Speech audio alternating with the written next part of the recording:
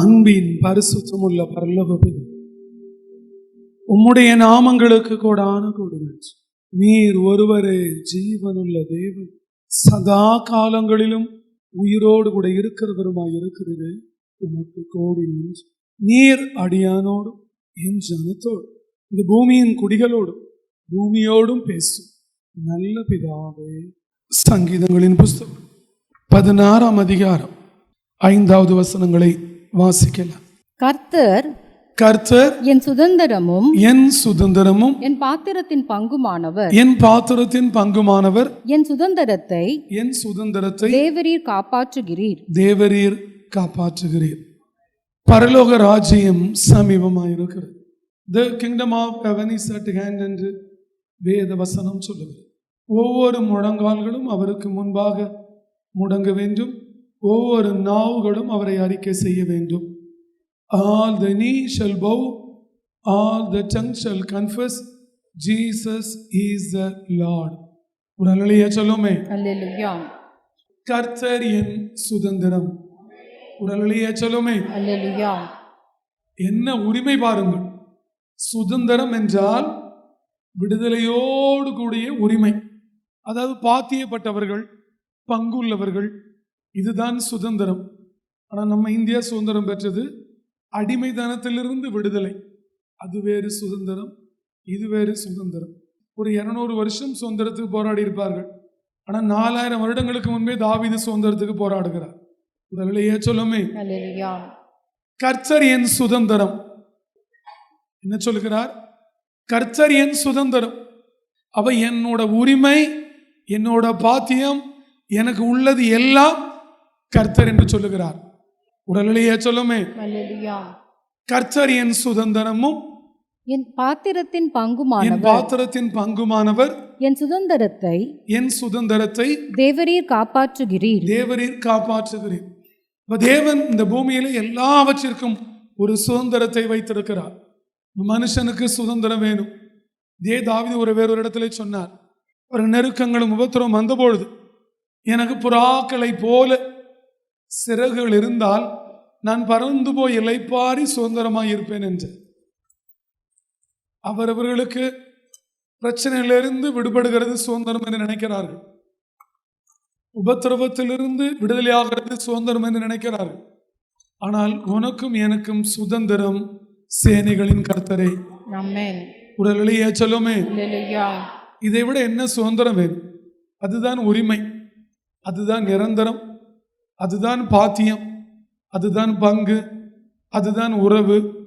உடலையே சொல்லுமே. அப்படியான சுதந்திரத்திற்கு தேவன் அவ்வளவு பெரிய ஒரு கணத்தை கொடுத்து வைத்திருக்கிறார்.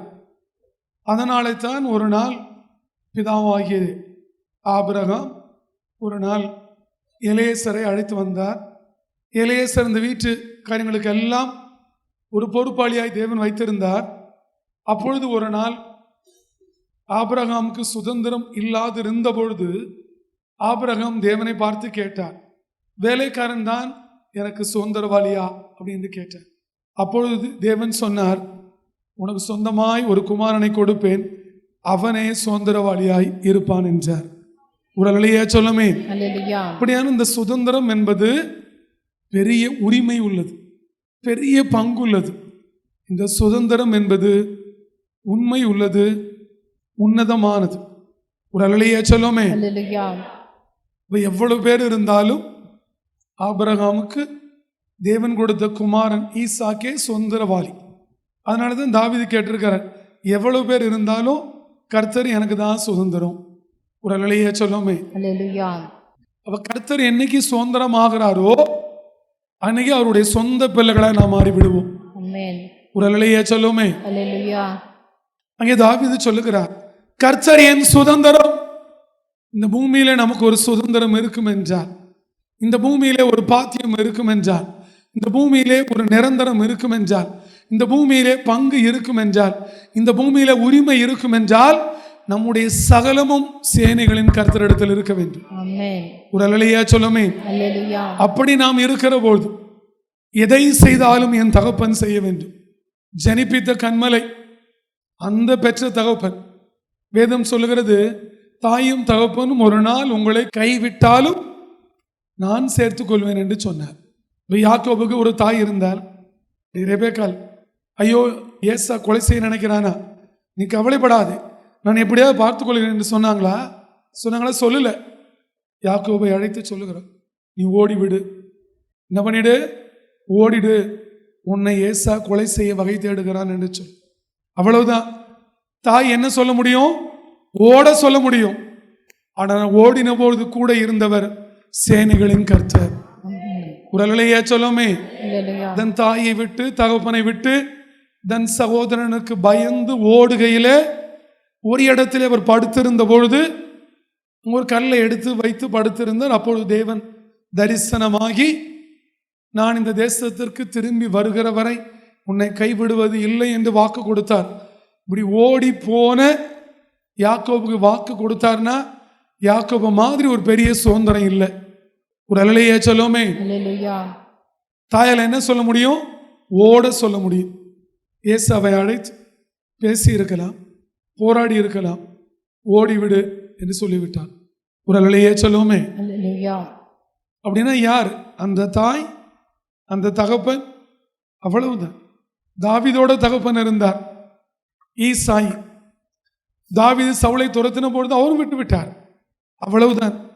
ஆனால் நான் சொல்லுகிற பரம தகப்பன் இருக்கிறாரே, இவர்தான் நம் எங்கே ஓடினாலும் கூட ஓடி வருகிறவர், எங்கே நடந்தாலும் கூட நடந்து வருகிறவர், எங்கே படுத்தாலும் கூட படுத்திருக்கிறவர், எங்கே போனாலும் நம்மை காப்பாற்றுகிறவர்.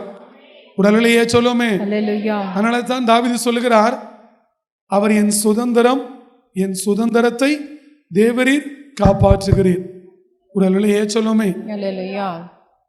அம்மா அப்பா சாப்பாடு போட முடியும், ஏதோ சொத்துக்கு சம்பாரிச்சு வைக்க முடியும், உங்களுக்கு கொடுத்து உதவ முடியும். காப்பாற்றுகிறவர் இந்த தகப்பனா இயேசு கிறிஸ்து மாத்திரம்தான். ஒரு அல்லையே சொல்லுமே. அப்படியானால் கர்த்தர் என் சுதந்திரம். யார் தாவீதோடு கூட இருக்கிறார்களோ அவர்களுக்கும் சுதந்திரம் வந்துவிடும். தேவன் அவர்களை சுதந்திரமாய் அவர் தெரிந்து கொள்ளுவார். ஒரு அல்லையே சொல்லுமே. இங்கே தாவீது தேவனை சுதந்திரமாய் வைத்துக் கொள்ளுகிறார்.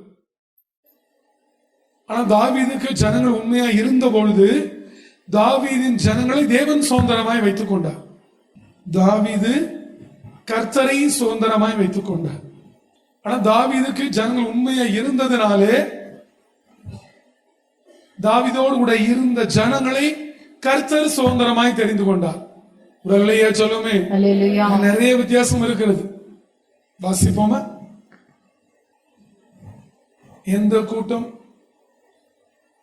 கர்த்தரை தெய்வமாய் கொண்டிருக்கிறதோ அந்த ஜனங்கள் எல்லாம் தேவன் சுதந்திரமா வச்சுப்பார்.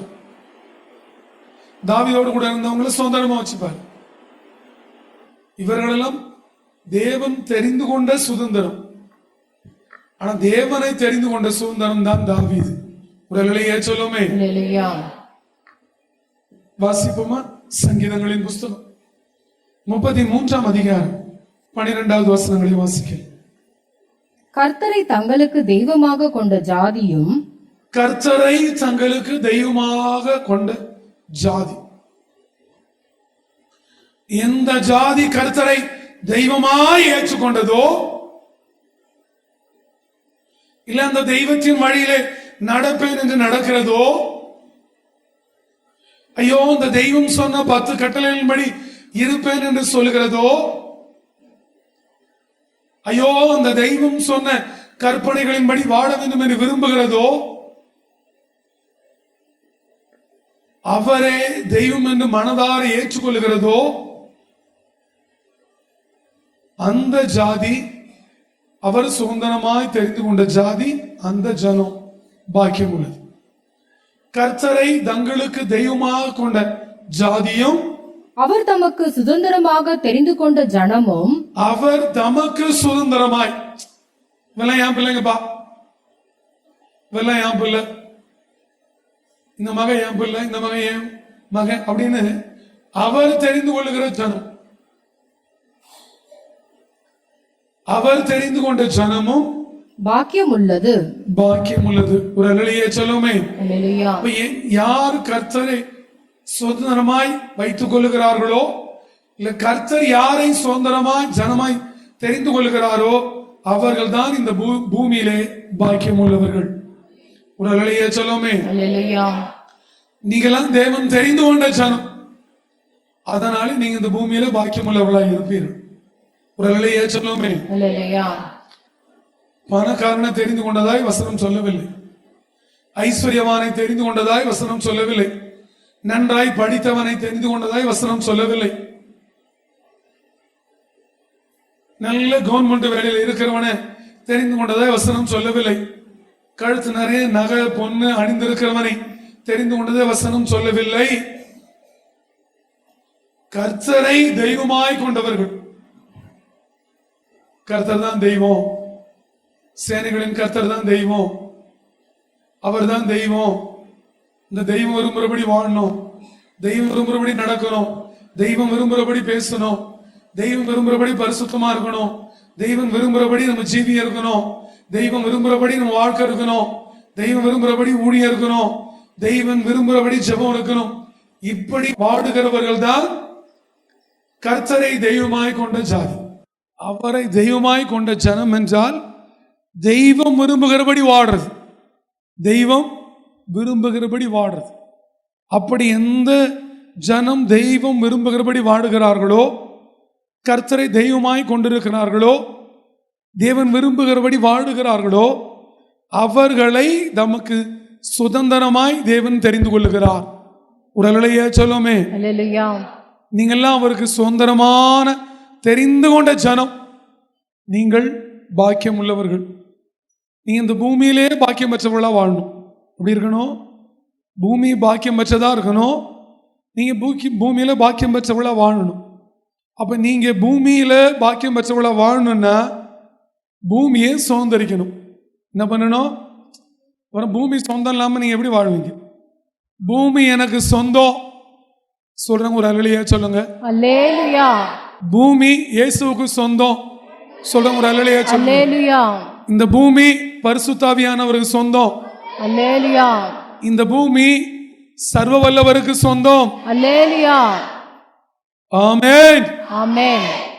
அவர் தெரிந்து கொண்ட ஜனம் இந்த பூமியில நிம்மதியா வாடுறதுக்கு, அவர் தெரிந்து கொண்ட ஜனம் இந்த பூமியில சுதந்திரமா வாடுறதுக்கு தேவன் இந்த பூமியை சுதந்திரமாய் கொடுக்க போகிறார். ஆமென்.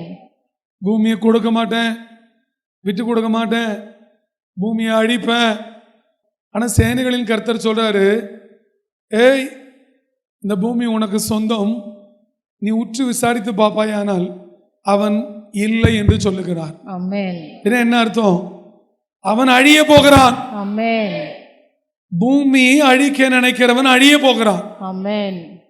இனி துன்மார்க்கன் இருப்பது இல்லை என்று வேதவசனம் சொல்லுகிறது. இன்னைக்கு நாம விண்ணப்பம் வைக்கிறதுக்கு கிட்டத்தட்ட 3000-4000 வருஷத்துக்கு முன்பே தாவீது ஒரு காரியங்களை விண்ணப்பம் வச்சிருக்கிறார். ஒரு அல்லேலூயா சொல்லுமே. அல்லேலூயா. தாவீது வச்சாருங்கிறதை விட தேவனோட காரியம் வெளிப்பட்டிருக்கு. வாசிப்போமா? சங்கீதங்களின் புஸ்தகம் 37ஆம் அதிகாரம் 9, 10, 11 வாசிக்க கேட்கலாம்.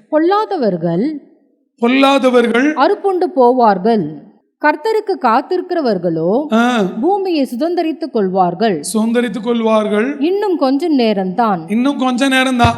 ஒரு அல்லேலூயா சொல்லுமே. இன்னும் கொஞ்ச நேரம்தான். பொல்லாதவனுக்கு கொஞ்ச நேரம்தான், துன்மார்க்கனுக்கு கொஞ்ச நேரம்தான். அன்னைக்கு கொஞ்ச நேரம் சொல்லி கொஞ்ச நேரம் சொன்னது 3000 வருஷம் ஆயிருக்கு. 3500 வருஷம். ஆனா இன்னைக்கு சொல்றேன் கொஞ்ச நேரம் தான், இன்னும் கொஞ்ச நேரம் தான். அப்போது துன்மார்க்கன் ஈரான்.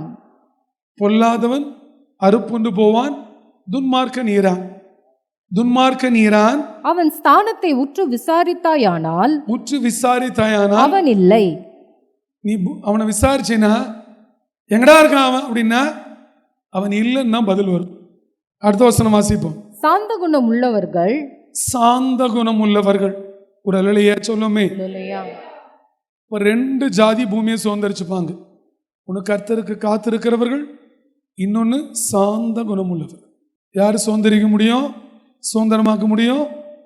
அதனால தான் இயேசு இந்த பூமியை சுதந்தரித்துக் கொள்ளும்படிதான் 2000 ஆண்டுகளுக்கு முன்பு சாந்த சொருவியா இந்த பூமியில மனோரு எடுத்து வந்தார்.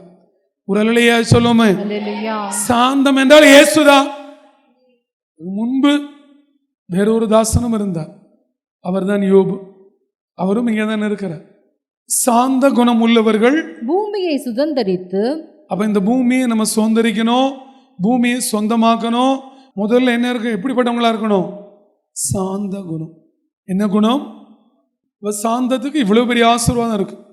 சாந்த குணம் உள்ளவர்கள் பூமியை சுதந்தரித்து, பூமியை சுதந்தரித்து மிகுந்த சமாதானத்தினால், மிகுந்த சமாதானத்தினால் மனமகிழ்ச்சியாய் இருப்பார்கள். மனமகிழ்ச்சியாய் இருப்பார்கள்.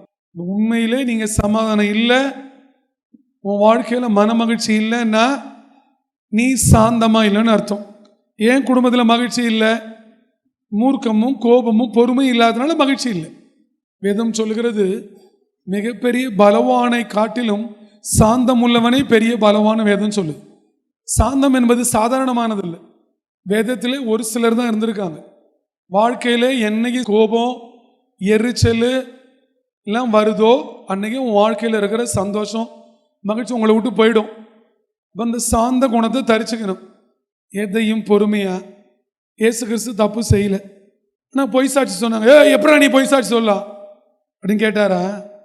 அடிக்கிறவர்களுக்கு முன்பு வாய் தரவாமல் இருந்தார். அவர் உண்மையா இருந்தார், தவறு செய்யல. ஆனாலும் இந்த பூமியை சுதந்தரிக்கணும்னு சொல்லி சாந்தமா இருந்தார். ஒரு அல்லேலூயா சொல்லுமே. அல்லேலூயா. பதில் பேசாம எப்படி இருந்தார்? சாந்தமா இருந்தார். அதுதான் நான் மேல வைத்த கிறிஸ்துவின் அன்பு. அந்த சாந்தம் இருக்கணும், முகத்துல சாந்தம் இருக்கணும். திரும்ப திரும்ப உன் சமாதானத்தை மகிழ்ச்சி இழந்துடாத. உன் சமாதானம் உன் மகிழ்ச்சி உன்னை விட்டு போகுதுன்னா அதுக்கு நீ தான் காரணம்.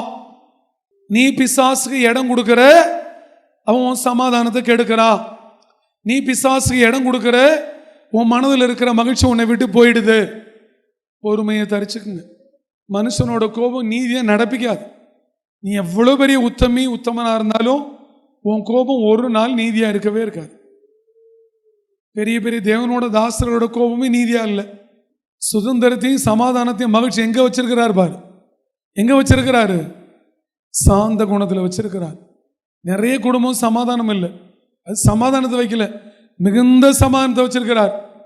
அப்ப இந்த சாந்தத்துக்கு நிகரா மிகுந்த சமாதானம், இந்த சாந்தத்துக்கு நிகரா மனமகிழ்ச்சி, இந்த சாந்தத்துக்கு நிகரா பூமியின் சுதந்திரம். ஒரு அல்லேலூயா சொல்லுமே. அல்லேலூயா. அப்படின்னா நீ சாந்தமா இருந்தா எல்லாத்தையும் வாங்கிடலாம். வாசிக்கலாம். சாந்த குணம் உள்ளவர்கள் பூமியை சுதந்தரித்து, பூமியை சுதந்தரித்து மிகுந்த சமாதானத்தினால், மிகுந்த சமாதானத்தினால் மனமகிழ்ச்சியாய் இருப்பார்கள். காத்திருக்கிறவர்கள் பூமியை சுதந்தரித்துக் கொள்ளுகிறார்கள். சாந்த குணம் உள்ளவர்கள் பூமியை சுதந்தரித்துக் கொள்ளுகிறார்கள். 2 பேரிடம் இந்த பூமியை கொடுக்கிறார். ஒன்று கர்த்தருக்கு காத்திருக்கிறவர்கள், ஒன்று சாந்த குணம் உள்ளவர்கள். ஒரு அல்லேலூயா சொல்லுமே. அல்லேலூயா. இது ரெண்டும் பெரிய ஆசீர்வாதம். இது பூமியை சுதந்தரிக்கிறதுன்னா சாதாரண காரியம் இல்லை. ஆபிரகாமோட சந்ததி ஆசீர்வாதத்தை சுதந்தரிக்க தேவன் யாரை கொடுத்தாரு? ஈசாக்கை கொடுத்தார். பூமியே சுதந்தரிக்கணும்னா சாந்த குணம் இருந்தா போதும். ஒரு அல்லேலூயா சொல்லுமே. அல்லேலூயா. அந்த சாந்தம் தான் இயேசுவை உயிரோடு எழுப்பினது. ஒரு அல்லேலூயா சொல்லுமே. அல்லேலூயா. தேவனோட தாசரெல்லாம் சாந்தமாய் தான் உத்தரவு சொல்லியிருக்காங்க. பவுல் சொல்லுகிற போது கூட சொல்லுகிறார், நீங்கள் சாந்தமாய் உத்தரவு சொல்லுங்கள்னு சொல்லி. இப்போ தேவன் இந்த பூமியை நமக்கு சுதந்திரமாய் கொடுக்கிறார். இந்த பூமியை நமக்கு எப்படி கொடுக்க போகிறார்? எல்லைகளெல்லாம் சொந்தமாயும் கொடுக்க போகிறார். ஒரு அல்லேலூயா சொல்லுமே. அல்லேலூயா. இனி பூமி நமக்கு சொந்தம், பூமியில இருக்கிற ஜாதி நமக்கு சொந்தம். ஆமென். ஒரு அல்லேலூயா சொல்லுமே. அல்லேலூயா. பூமி நமக்கு சொந்தம், பூமியில் இருக்கிற ஜாதி நமக்கு சொந்தம். இந்த பூமியை கொடுக்கறதுக்கு முன்பு பூமியில் இருக்கிற நல்ல தேசத்தை கொடுக்க போறாரு. யாரு கொடுக்க போறாரு? நல்ல தேசத்தை. அந்த நல்ல தேசத்தை யாரு கொடுக்க போறாரா? யாக்கோபுக்கு. ஒரு அல்லேலூயா சொல்லுமே. அல்லேலூயா. என்னதுக்கு? யாருக்கு? யாக்கோபுக்கு. ஏன் யாக்கோபுக்கு கொடுக்கிறார்? அவர் தான் இருந்த தேசத்தை விட்டு தேவனை நம்பி ஓடினார். ஓட வச்சு தயானாலும் ஓடின பொழுது அவன் நம்பினது சேனைகளின் கர்த்தரை. ஒரு அல்லேலூயா சொல்லுமே. அல்லேலூயா. அதனால யாக்கோபுக்கு மட்டும்தான் நல்ல தேசத்தை தெரிந்து கொடுத்தார். அவன் நமக்கு தான் தேவன் இந்த பூமியில நல்ல தேசத்தை தெரிந்து இன்னைக்கு அழிக்க போகிறார். ஆமென். ஒரு அல்லையே சொல்லுமே. அல்லேலூயா. வாசிப்போமா? சங்கீதங்களின் புஸ்தகம் 47ஆம் அதிகாரம் 2, 3, 4 வாசிக்க கேட்கல. உன்னதமானவராகிய கர்த்தர் உன்னதமானவராகிய கர்த்தர் பயங்கரமானவரும் பயங்கரமானவரும் பூமியின் மீதெங்கும் மகத்துவமான ராஜாவுமாய் இருக்கிறார். இப்போ முதல்ல நம்மளை சொன்னார் பூமியை சுதந்திரிப்பீங்கன்னு சொல்லி. எதுக்கு பூமியை சுதந்திரிச்சு நம்ம என்ன பண்ணுவோம்? பூமியை சுதந்திரிச்சு என்ன பண்ணுறது? பூமியை சுதந்திரமாக கொடுக்குறார்.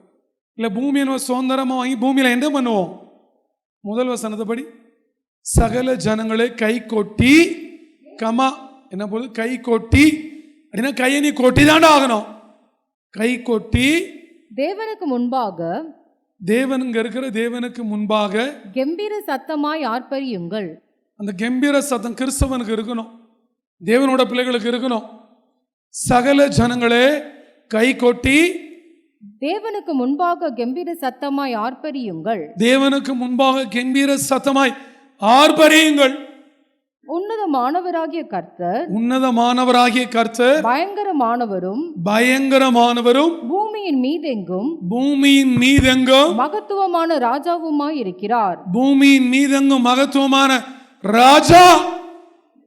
பூமியின் மீது எங்கும் மகத்துவமான ராஜாவா இருக்கிறார். ஜனங்களை நமக்கு வசப்படுத்தி ஜனங்களை நமக்கு வசப்படுத்தி ஜாதிகளை நம்முடைய பாதங்களுக்கு கீழ்ப்படுத்துவார்.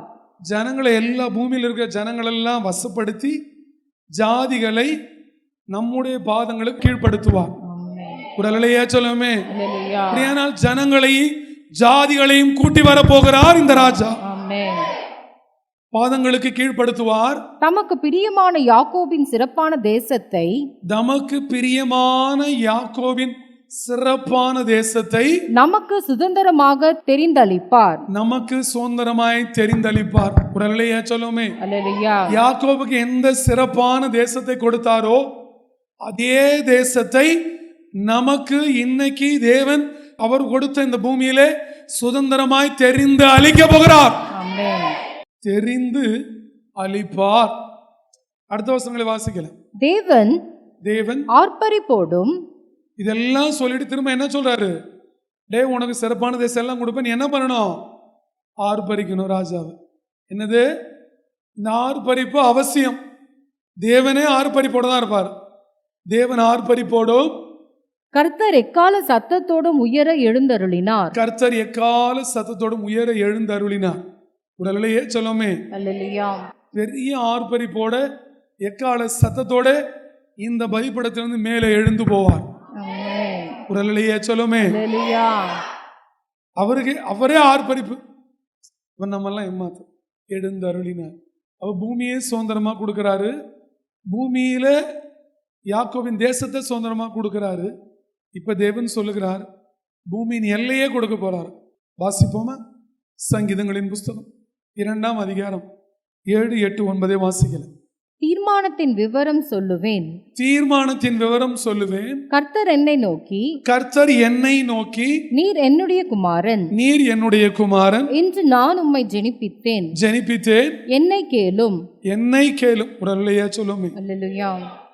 நான் தான் உன்னை ஜெனிப்பித்தேன், நீ என்னோட குமாரன், நான் உன்னை ஜெனிப்பித்தேன். ஒரு அல்லேலூயா சொல்லுமே. அல்லேலூயா. என்ன சொல்லுகிறார்?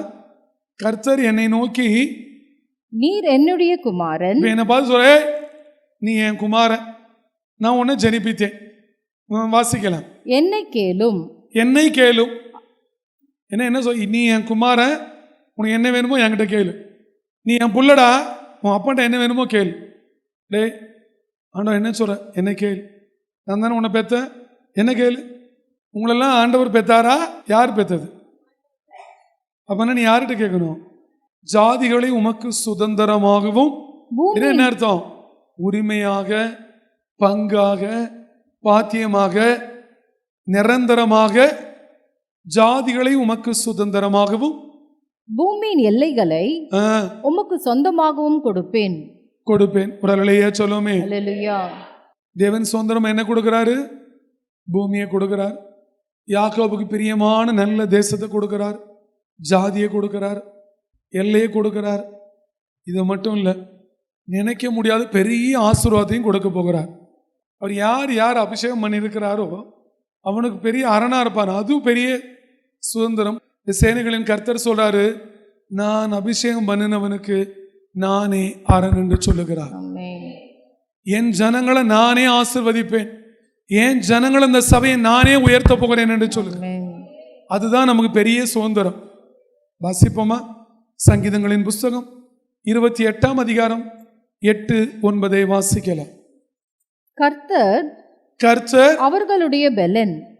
கர்த்தர் அவர்களுடைய பெலன். யார் அவர்கள்? நீயும் நானுமே அவர்கள். உடலையா சொல்லுமே, கர்த்தர் அவர்களுடைய பெலன். அவரே தாம் அபிஷேகம் பண்ணினவனுக்கு அரணான அடைக்கலமானவர். அரணான அடைக்கலம் ஆனவர்.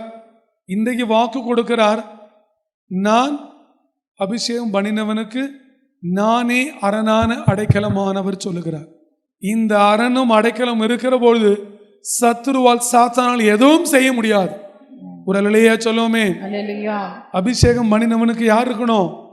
அவர் அரணா இருக்கணும், அவர் அடைக்கலமா இருக்கணும்.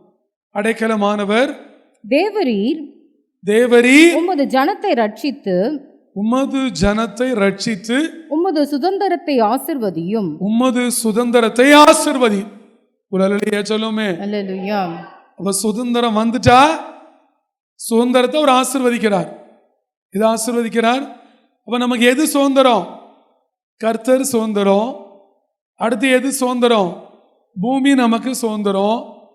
அடுத்து எது சுதந்திரம்? நல்ல சிறப்பான யாக்கோபின் தேச சுதந்திரம். அடுத்து எது சுதந்திரம்? ஜாதிகள் நமக்கு சுதந்திரம், எல்லைகள் நமக்கு சுதந்திரம். இதைத்தான் தேவன் ஆசீர்வதிக்க போகிறார். உடலையே சொல்லுமே. எவ்வளவு மேலானது பாருங்க சுதந்திரம். முதல்ல இருந்து வாசிக்கலாம். தேவரீர் உமது ஜனத்தை ரட்சித்து உமது சுதந்திரத்தை ஆசீர்வதியும். அவர்களை போஷித்து அவர்களை என்றென்றைக்கும் உயர்த்தி அருளும். உங்க சுதந்திரம் ஆசீர்வதிக்கப்படணும். உன தேவன் உயர்த்தணும், உன தேவன் போஷிக்கணும். நீ இந்த பூமியில செழிப்பா வாழணும்னா 2 குணம் இருக்கணும். ஒன்னு அவரு காத்திருக்கணும், ஒன்னு அவருக்கு முன்பு சாந்தமா இருக்கும். இப்படி இருந்தா நீனும் சுதந்திரவாளி ஆயிடுவே, பாக்கியவதி ஆயிடுவே, பாக்கியவான் ஆயிடுவே. இந்த பூமியில உன் சுதந்திரம் ஆசீர்வதிக்கப்படும். தேவன் உங்களை போஷிப்பாரு. என்னைக்கும் ஒவ்வொரு நாளும் உங்களை உயர்த்துவார். நீங்கள் என்றென்றைக்கும் உயர்த்தி அருளும். தேவனை பார்த்துச்சு. ஏன் சுதந்திரத்தை ஆசீர்வதிங்க, எங்களை போஷிங்க, எங்க குடும்பங்களை போஷிங்க, எங்களை உயர்த்துங்க. நாங்கெல்லாம் உங்களுடைய சுதந்திரம் தானே, நீங்க தெரிந்து கொண்ட ஜனம் தானே. ஏன் எங்களுக்கு பாடுகள், ஏன் எங்களுக்கு உபத்திரவம், ஏன் எங்களுக்கு கண்ணீர், ஏன் எங்களுக்கு நிந்தை, ஏன் எங்களுக்கு அவமானம், ஏன் எங்களுக்கு வெட்கம், ஏன் எங்கள் சரீரத்தில் நோய், ஏன் எங்கள் சரீரத்தில் வியாதி, ஏன் எங்கள் மனது நோவாயிருக்கிறது, ஏன் எங்களுக்கு இந்த பலவீனம், ஏன் இந்த கடன்? போதுமாண்டவரே நாங்கள் துக்கப்பட்டது, போதுமாண்டவரே நாங்கள் உபத்திரவப்பட்டது, போதுமாண்டவரே நாங்கள் நிந்திக்கப்பட்டது, போதுமாண்டவரே நாங்கள் அவமானப்பட்டது, போதுமாண்டவரே போஷிப்பு இல்லாமல் இருந்தது, போதுமாண்டவரே ஆசீர்வாதம் இல்லாமல் இருந்தது. இன்னைக்கு எங்களை ஆசீர்வதிங்க. நாங்கள்லாம் உங்களுடைய சுதந்திரம் தானே. தாவீது சுதந்திரமா இருந்ததுனாலே தேவனோட சுதந்திரத்தை ஆசீர்வதிக்க சொல்லுகிறார். உடைய ஜனங்களை போஷிக்க சொல்லுகிறார், உடைய ஜனங்களை உயர்த்த சொல்லுகிறார். நீங்க எல்லாம் அவரோட சுதந்திரம். அவர் என் சுதந்திரம், ஆனா அவரோட சுதந்திரம் நீங்கள் அல்ல. ஒப்புக்கொடு. நான் காத்திருக்கிறவனாய் காத்திருக்கிறவளாய் மாறுவேன். நான் சாந்த குணமுள்ளவளாய் சாந்த குணமுள்ளவனாய் இருப்பேன். உம்முடைய சுதந்திரம் நாங்கள்.